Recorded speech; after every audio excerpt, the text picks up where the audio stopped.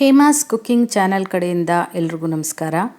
ಪ್ರತಿದಿನ ಮಳೆ ಬರ್ತಾನೇ ಇದೆ, ಚಳಿನೂ ಹಾಗೆ ಜಾಸ್ತಿ ಆಗ್ತಾನೇ ಇದೆ. ಇದ್ರ ಮಧ್ಯದಲ್ಲಿ ಬಿಸಿ ಬಿಸಿ ಮುದ್ದೆ ಮಾಡಿಕೊಂಡು ಚಿಕನ್ ಸಾರು ಮಾಡಿ ತಿಂತಾಯಿದ್ರೆ ಆಹಾ ಏನು ರುಚಿಯಾಗಿರುತ್ತಲ್ಲ. ಅದರಲ್ಲೂ ಇವತ್ತು ನಾನು ನಿಮಗೆ ಬ್ರಾಯ್ಲರ್ ಕೋಳಿಯಿಂದ ರುಚಿಯಾಗಿ ಚಿಕನ್ ಸಾರನ್ನ ಮಾಡ್ಕೊಳ್ಳೋದು ಹೇಗೆ ಅಂತ ತೋರಿಸ್ಕೊಡ್ತೀನಿ. ಪ್ರತಿ ಸರಿನೂ ಈ ಬ್ರಾಯ್ಲರ್ ಕೋಳಿಯಿಂದ ನಾವು ಫ್ರೈ, ಕಬಾಬು ಈ ರೀತಿ ಮಾಡ್ಕೋತೀವಿ, ಆದರೆ ಸಾರು ಕೂಡ ಅಷ್ಟೇ ಚೆನ್ನಾಗಾಗತ್ತೆ. ಬನ್ನಿ ಅದನ್ನು ಮಾಡೋದು ಹೇಗೆ ಅಂತ ನೋಡೋಣ. ಇಲ್ಲಿ ನಾನು ಸುಮಾರು 3/4 kg ಚಿಕನ್ನ ತೊಗೊಂಡಿದ್ದೀನಿ. ರುಬ್ಬೋದಕ್ಕೆ ಒಂದು ಹೆಚ್ಚಿರೋಂಥ ಈರುಳ್ಳಿ, ಸ್ವಲ್ಪ ಶುಂಠಿ, 1-2 ಇಂಚಷ್ಟು ಚಕ್ಕೆ, ಲವಂಗ, ಕೊತ್ತಂಬರಿ ಸೊಪ್ಪು ಹಾಗೆ ಬೆಳ್ಳುಳ್ಳಿನ ತೊಗೊಂಡಿದ್ದೀನಿ. ಇದ್ರ ಜೊತೆಗೇನೆ ಒಂದು ಸಣ್ಣ ಕಪ್ಪಷ್ಟು ತುರಿದಿಟ್ಕೊಂಡಿರೋಂಥ ತೆಂಗಿನಕಾಯಿ, 1.5 ಟೇಬಲ್ ಸ್ಪೂನಷ್ಟು ಧನಿಯಾ ಪುಡಿ, 1 ಟೀ ಸ್ಪೂನ್ ಗಸಗಸೆ, 1 ಟೀ ಸ್ಪೂನ್ ಮೆಣಸು, 6 ಕೆಂಪು ಮೆಣಸಿನ್ಕಾಯಿ, 4-5 ಬ್ಯಾಡಗೆ ಮೆಣಸಿನ್ಕಾಯಿ, ಹೆಚ್ಚಿಟ್ಕೊಂಡಿರೋಂಥ 1 ಟೊಮೆಟೊ, ಹಾಗೆ ಒಂದು ಸ್ವಲ್ಪ ಮೆಂತ್ಯ ಸೊಪ್ಪನ್ನ ಇದನ್ನು ಕೂಡ ಹೆಚ್ಚಿಟ್ಕೊಂಡಿದ್ದೀನಿ. ಮೆಂತ್ಯ ಸೊಪ್ಪು ಇಲ್ಲ ಅಂದರೆ ನೀವು ಸಬ್ಸಿಗೆ ಸೊಪ್ಪನ್ನು ಕೂಡ ಉಪಯೋಗಿಸ್ಕೋಬೋದು, ಇಲ್ಲ ಅಂದರೆ ಎರಡನ್ನೂ ಕೂಡ ಹಾಕ್ಕೋಬೋದು. ರುಚಿಯಂತೂ ತುಂಬ ಚೆನ್ನಾಗಿರುತ್ತೆ, ಒಂದ್ಸರಿ ಟ್ರೈ ಮಾಡಿ ನೋಡಿ. ಈಗ ಒಂದು ಪ್ಯಾನನ್ನು ಬಿಸಿಗಿಟ್ಟು ಅದಕ್ಕೆ 1 ಟೀ ಸ್ಪೂನಷ್ಟು ಎಣ್ಣೆ ಹಾಕ್ಕೋತಾ ಇದ್ದೀನಿ. ಎಣ್ಣೆ ಕಾದ ನಂತರ ನಾವು ಏನು ಈರುಳ್ಳಿ, ಬೆಳ್ಳುಳ್ಳಿ ಎಲ್ಲ ತೊಗೊಂಡಿದ್ವಿ ಮಸಾಲೆಗಳು, ಇದನ್ನು ಹಾಕ್ಕೊಂಡು ಇದೆಲ್ಲದನ್ನು ಹೊಂಬಣ್ಣ ಬರೋವರೆಗೂ ಚೆನ್ನಾಗಿ ಫ್ರೈ ಮಾಡ್ಕೋಬೇಕಾಗತ್ತೆ. ಇದಕ್ಕೇನೆ ಮೆಣಸು, ಗಸಗಸೆ ಎಲ್ಲದನ್ನು ಹಾಕ್ಕೊಂಡು ಫ್ರೈ ಮಾಡ್ಕೋಬೇಕು. ಹಾಗೆ ನಾನು ಈ ಹಿಂದೆ ಕೂಡ ನಾಟಿ ಕೋಳಿ ಸಾರು, ಅದರಲ್ಲೂ ಮಂಡ್ಯ ಶೈಲಿನಲ್ಲಿ ಹುಚ್ಚೆಳ್ಳನ್ನ ಹಾಕಿ ಹೇಗೆ ಮಾಡೋದು ಅಂತ ತೋರಿಸಿದ್ದೀನಿ. ಅದರ ಲಿಂಕನ್ನು ಬೇಕಿದ್ರೆ ನಾನು ಡಿಸ್ಕ್ರಿಪ್ಷನ್ ಬಾಕ್ಸಲ್ಲಿ ಕೊಟ್ಟಿರ್ತೀನಿ, ಅದನ್ನು ಕೂಡ ಒಮ್ಮೆ ಟ್ರೈ ಮಾಡಿ, ತುಂಬ ರುಚಿಯಾಗತ್ತೆ. ಇದ್ರ ಜೊತೆಗೆ ಯುಗಾದಿ ಸ್ಪೆಷಲ್ ಬಾಡೂಟ ಅಂತ ಕೂಡ ಮಾಡಿ ತೋರಿಸಿದ್ದೀನಿ, ಅದರ ಲಿಂಕನ್ನು ಕೂಡ ಕೊಟ್ಟಿರ್ತೀನಿ, ಎಲ್ಲದನ್ನು ಒಂದ್ಸರಿ ಚೆಕ್ ಮಾಡ್ಕೊಳ್ಳಿ. ಈಗ ನೋಡಿ ಈರುಳ್ಳಿ ಎಲ್ಲ ಸ್ವಲ್ಪ ಫ್ರೈ ಆಗಿದೆ. ಇಷ್ಟು ಆದಮೇಲೆ ಇದಕ್ಕೆ ಕೊನೆಗೆ ನಾವು ಗಸಗಸೆ ಮತ್ತು ಕಾಯನ್ನು ಹಾಕ್ಕೋಬೇಕಾಗತ್ತೆ. ಗಸಗಸೆ ಫ್ರೈ ಆಗೋದಕ್ಕೆ ತುಂಬ ಟೈಮ್ ಏನು ಹಿಡಿಯೋದಿಲ್ಲ, ಮುಂಚೆನೇ ಹಾಕಿಬಿಟ್ರೆ ಒಂಥರ ಸೀದಂಗೆ ಆಗಿಬಿಡುತ್ತೆ ನಿಮಗೆ, ಆಗ ಗಸಗಸೆ ಒಂದು ಸ್ವಲ್ಪ ಕಹಿ ಬಂದುಬಿಡುತ್ತೆ. ಹಾಗಾಗಿ ಇದನ್ನು ಲಾಸ್ಟಲ್ಲಿ ಹಾಕ್ಕೊಂಡು ಕಾಯಿ ಮತ್ತು ಗಸಗಸೆ ಎರಡನ್ನೂ ಸ್ವಲ್ಪ ಫ್ರೈ ಮಾಡ್ಕೋಬೇಕಾಗತ್ತೆ. ಈ ಕಾಯಿ ನೀವು ಇದು ಕೂಡ ಸ್ವಲ್ಪ ಹೊಂಬಣ್ಣ ಬರಬೇಕು, ಅಲ್ಲಿವರೆಗೂ ಫ್ರೈ ಮಾಡ್ಕೊಳ್ಳಿ. ಕಾಯಿನ ಈ ರೀತಿ ಹುರಿದ್ಬಿಟ್ಟು ನಾವು ಮಸಾಲೆ ಸಾರನ್ನು ಮಾಡಿದಾಗ ರುಚಿ ತುಂಬ ಚೆನ್ನಾಗಿರುತ್ತೆ. ಒಂದ್ಸರಿ ಟ್ರೈ ಮಾಡಿ ನೋಡಿ. ಹಸಿ ಕಾಯಿ ತುರಿ ಹಾಕೋ ಬದಲಾಗಿ ಈ ರೀತಿ ಸ್ವಲ್ಪ ಮಸಾಲೆ ಜೊತೆಗೆ ಫ್ರೈ ಮಾಡಿಬಿಟ್ಟು ನೀವು ಸಾಂಬಾರು ಮಾಡಿ ನೋಡಿ, ತುಂಬ ರುಚಿಯಾಗತ್ತೆ. ಈಗ ಇದೆಲ್ಲ ಫ್ರೈ ಆಗಿದೆ, ಇದು ಪೂರ್ತಿ ತಣ್ಣಗಾಗೋಷ್ಟರಲ್ಲಿ ನಾವು ಸಾರಿಗೆ ಒಗ್ಗರಣೆ ಮಾಡ್ಕೊಂಡು ಬಿಡೋಣ. ಅಷ್ಟರಲ್ಲಿ ಹುರಿದಿರೋವಂಥದ್ದು ಕೂಡ ತಣ್ಣಗಾಗ್ಬಿಡುತ್ತೆ. ಇದನ್ನು ನೀವು ಕುಕ್ಕರಲ್ಲಿ ಬೇಕಿದ್ರೂ ಮಾಡ್ಕೋಬೋದು, ಇಲ್ಲಾಂದರೆ ಹಾಗೆ ಪಾತ್ರೆನಲ್ಲಿ ಕೂಡ ಮಾಡ್ಕೋಬೋದು. ನಾನಿವತ್ತು ಕುಕ್ಕರಲ್ಲಿ ಮಾಡಿ ತೋರಿಸ್ತಾ ಇದ್ದೀನಿ, ತುಂಬ ಬೇಗ ಆಗುತ್ತೆ ಅಂತ. ಇದಕ್ಕೆ 1 ಟೇಬಲ್ ಸ್ಪೂನಷ್ಟು ಎಣ್ಣೆ ಹಾಕ್ಕೊಂಡಿದ್ದೀನಿ. ಎಣ್ಣೆ ಸ್ವಲ್ಪ ಕಾಯ್ತಾ ಇದ್ದಂಗೆ ಇದಕ್ಕೆ ಟೊಮೆಟೊ ಮತ್ತು ಮೆಂತ್ಯ ಸೊಪ್ಪನ್ನ ಹಾಕ್ಕೊಂಡು ಮೆಂತ್ಯದಲ್ಲಿರುವಂಥ ಕಹಿ ಅಂಶ ಹೋಗೋವರೆಗೂ ಇದನ್ನು ಚೆನ್ನಾಗಿ ಫ್ರೈ ಮಾಡ್ಕೋಬೇಕು.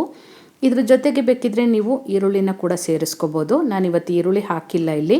ಇದೆರಡನ್ನೂ ಚೆನ್ನಾಗಿ ಫ್ರೈ ಮಾಡ್ಕೊಳ್ಳಿ.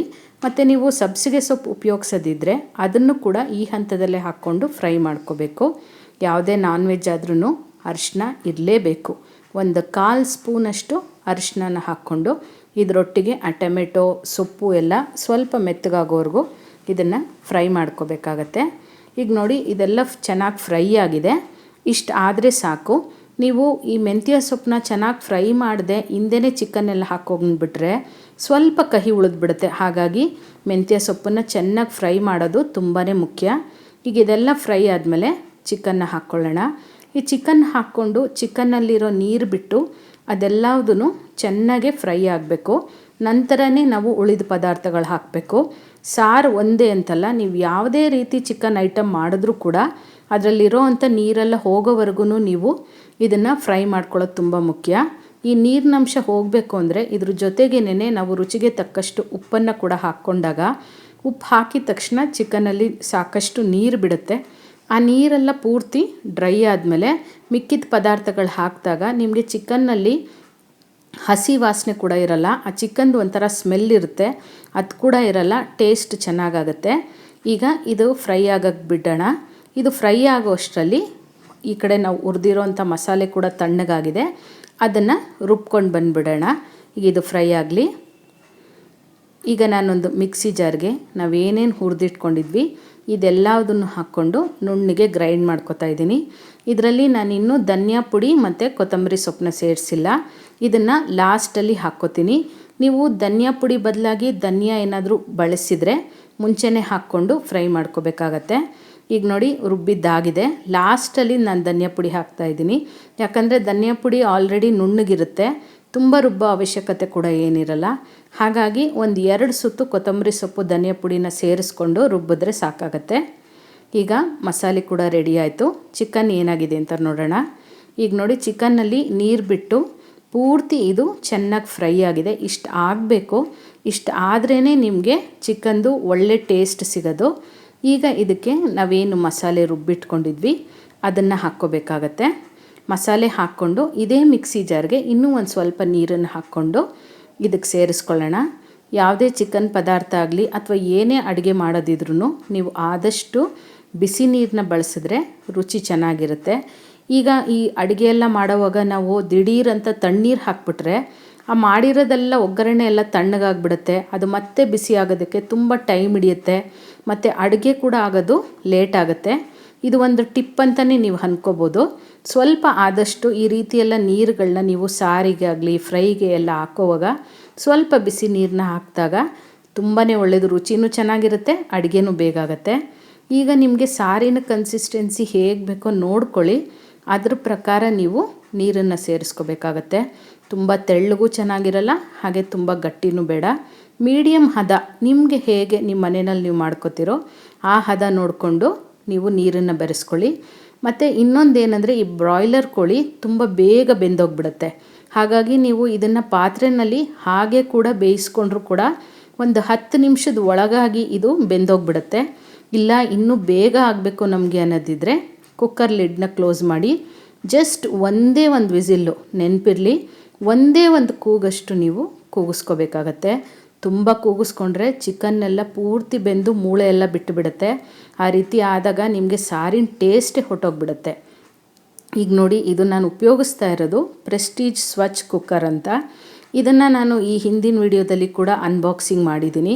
ಇದರದ್ದು ಒಂದು ಅಡ್ವಾಂಟೇಜ್ ಏನಂದರೆ ಉಕ್ಕಿರೋದು ಆ ಪಾತ್ರೆ ಮೇಲೆ ಪ್ಲೇಟಲ್ಲೇ ಇರುತ್ತೆ, ಸ್ಟವ್ ಕೂಡ ಗಲೀಜಾಗಲ್ಲ. ಕುಕ್ಕರ್ ಕೂಗೋ ಅಷ್ಟರಲ್ಲಿ ಬಿಸಿ ಬಿಸಿ ಮುದ್ದೆ ಕೂಡ ಮಾಡ್ಕೊಂಡು ಬಿಡೋಣ. ನೋಡಿ ಇಲ್ಲಿ ಒಂದು ಕಡೆ ಮುದ್ದೆ ಮಾಡ್ಕೊತಾ ಇದ್ದೀನಿ, ಮತ್ತೊಂದು ಕಡೆ ಕುಕ್ಕರ್ ಕೂಡ ಕೂಗಿ ತಣ್ಣಗಾಗ್ತಾ ಇದೆ. ಇನ್ನೇನಲ್ವಾ ಚಳಿಗೆ ಬಿಸಿ ಬಿಸಿ ಮುದ್ದೆ ಸಾರಿದ್ರೆ ಇನ್ನೇನು ಬೇಕ್ರಿ. ನೋಡಿ ಈಗ ಕುಕ್ಕರು ನಾನು ಹೇಳಿದ್ನಲ್ಲ ಉಕ್ಕಿರೋದೆಲ್ಲ ಅಲ್ಲೇ ಇರುತ್ತೆ ಅಂತ, ನೋಡಿ ಈ ರೀತಿ ಈ ಪ್ಲೇಟ್ನಲ್ಲೇ ನಿಮಗೆ ಶೇಖರಣೆ ಆಗಿರುತ್ತೆ ಹೆಚ್ಚಿಗೆ ಇದ್ದರೆ. ಇಲ್ಲಾಂದರೆ ಏನಾಗುತ್ತೆ, ನಾವು ಮಾಮೂಲಿ ಕುಕ್ಕರ್ ಉಪಯೋಗಿಸಿದಾಗ ಅದೆಲ್ಲ ಪಾತ್ರೆಯಿಂದ ಸುರಿದು ಸ್ಟವ್ ಎಲ್ಲ ಗಲೀಜಾಗುತ್ತೆ. ಈ ಕುಕ್ಕರಲ್ಲಿ ನಿಮಗೆ ಆ ರೀತಿ ಯಾವುದೇ ರೀತಿ ಪ್ರಾಬ್ಲಮ್ ಇರಲ್ಲ. ಇದರ ಲಿಂಕನ್ನು ಬೇಕಿದ್ದರೆ ನಾನು ಡಿಸ್ಕ್ರಿಪ್ಷನ್ ಬಾಕ್ಸಲ್ಲಿ ಕೊಟ್ಟಿರ್ತೀನಿ, ಅದ್ರ ಥ್ರೂ ನೀವು ಪರ್ಚೇಸ್ ಕೂಡ ಮಾಡ್ಕೋಬೋದು. ಮತ್ತು ಈ ವಿಡಿಯೋ ಲಿಂಕನ್ನು ಕೂಡ ಕೊಟ್ಟಿರ್ತೀನಿ, ಒಂದು ಸರಿ ಚೆಕ್ ಮಾಡ್ಕೊಳ್ಳಿ. ಈಗ ನೋಡಿ ಚಿಕನ್ ಸಾರು ಹೇಗಾಗಿದೆ ಅಂತ ತೋರಿಸ್ತೀನಿ. ನೀವು ಅನ್ಕೋಬೋದು ಬ್ರಾಯ್ಲರ್ ಕೋಳಿನಲ್ಲಿ ಸಾರು ಮಾಡಿದ್ದಾಳೆ ಪೀಸಸ್ ಎಲ್ಲ ಕದ್ರೋಗ್ಬಿಟ್ಟಿರುತ್ತೆ ಅಂತ. ಆ ರೀತಿ ಏನೂ ಆಗಿಲ್ಲ.